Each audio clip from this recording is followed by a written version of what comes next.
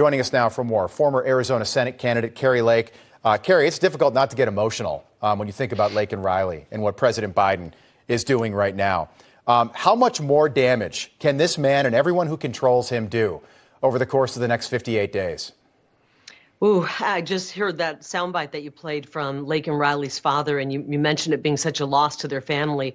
Frankly, that's a loss to our country. What an incredible young woman she was, and would have been such an incredible American. I'm sending my condolences to the family. This administration, I don't even know if we can call it an administration. They're not even around. Who's running the show right now? They're so despicable in everything they've done to our country, whether it be from an open border that has caused a crisis of crime on our streets, crime that took Laken Riley's life, to an economy that is faltering and Americans are struggling. We cannot get rid of these people fast enough. And the media, the mainstream media, is not covering what you're talking about, what you just brought up. They're complaining about President Trump's picks to go in and actually turn this nightmare around. It's really despicable that the media is not even showing half of the coverage of what I just saw from you, Rob. They'd rather complain about President Trump, who I think is doing an incredible job with his choices as he's picking who is going to help him, who his team will be as he goes to turn this nightmare created by Joe Biden and Kamala Harris around and make our country great again. Kari, you've been in the media for a long time before you got into politics. What's interesting for you right now is you've seen it from both sides. You've seen it from where I am, from the media perspective, but you've also seen it from running in elections in the political side. What's next for you? What's your next fight? You know, I'm actually taking a little time off. I've been running pretty fast for the last 3.5 years. As you know, I ran an incredible governor's race, and then we did a lot of fighting for election integrity and ran an incredible U.S. Senate race. And so I've got the holidays approaching, and it'll be the first time I've actually had a little bit of time to breathe and just enjoy my family and not have to be running around. So I'm going to take a look at all kinds of options that are coming my way, and I will make a decision. But I'm not in a huge hurry right now, as I'm actually enjoying just a little bit of time to relax and enjoy my family. Well, people like you, a lot of people like you, and I know they want to see you succeed. I have heard your name. This is a rumor. You can confirm it or deny it. And by the way, you deserve some time off. But I've heard Kari Lake FCC commissioner, and to me, that makes a whole lot of sense. I will do anything I can to help our country. I got into politics reluctantly as a citizen because that's what our founding fathers expected. And I was inspired by President Trump, a real American outsider to politics, jumping in. And so I jumped in, and I want to do anything I can to help our country. So I'm not ruling out anything that would help President Trump or help make America great again. But I'm, like I said, I'm just taking a look at all the options that are out there and taking it slow, and actually taking a little bit of time off, which is really rare for me. I don't think I've been working since I was 12, 13, 14, and I'd like to take a couple weeks off here and enjoy the holidays. So I'm allowing myself to do that while I look at all the options. Well, I think you should do that. I've got some good news for you if you're superstitious at all. So Richard Nixon, okay, he lost in 1960 to JFK. Then he went back to California, and he was like, all right, I'm going to run for governor in California, 1962. He lost the governor's race there. It was close, but he lost. 6 years later, he was president of the United States. Kari, what do you take? You take 6 years off, we'll be in the midterms. If you took 4 years off, you could run in 28. If you took 8 years off, you could run in 32. But I think Kari Lake's got a bright future politically. What do you think? Rob, you're giving me anxiety right now. Not deliberately. Not deliberately.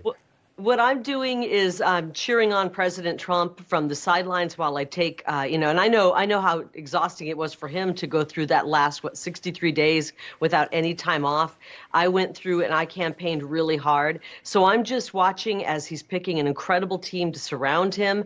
I'm ecstatic about the incredible picks. Just in the last couple of hours, Scott Bessent and Russ Vought. I think those are two awesome picks. I'm actually loving the media melting down over his choices, because to me, that means he's picking good people. If the mainstream media is losing their minds, President Trump is making some great picks.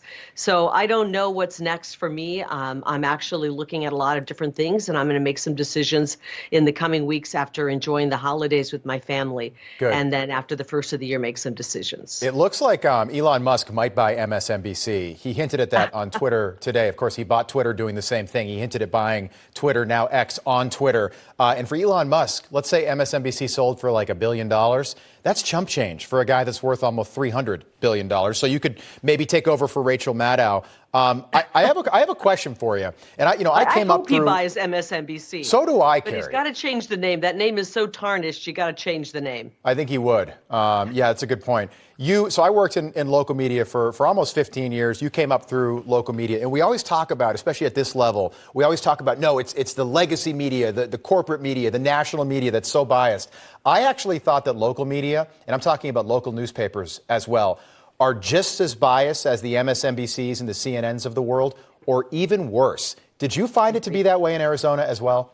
I agree. I think Arizona media is the mainstream media in Arizona is the absolute worst in the country. And I'm not just saying that as my own opinion. In my campaigns, I brought in people who were, from other areas who dealt specifically with media.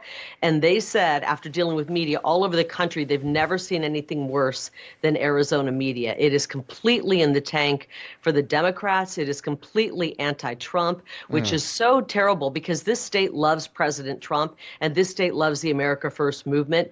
So, it's terrible. But the great news is no one's watching them. No one's reading their garbage newspapers. And thankfully, we have options now. We've got the Newsmaxes of the world. We have all kinds of independent journalists out there. Thank God for Elon Musk. And when I saw him at Mar-a-Lago about a week ago, had a great chat with him, and I thanked him as a journalist at heart.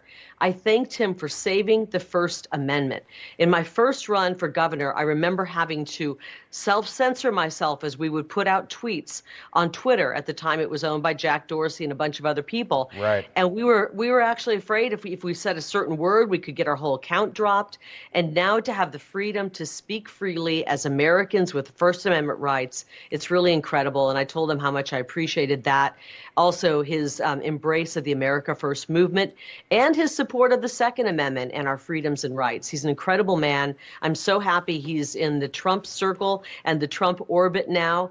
And he's going to do great things with DOGE. We're going to clean up this government, shrink down all the wasteful spending, and maybe get rid of a few departments that are really unnecessary or just abusing the American people while we're at it. And have done so for far too long. Kari Lake, great to see you. Have a great weekend. Enjoy your time off. Look forward to having you back on soon. Thank you, Rob.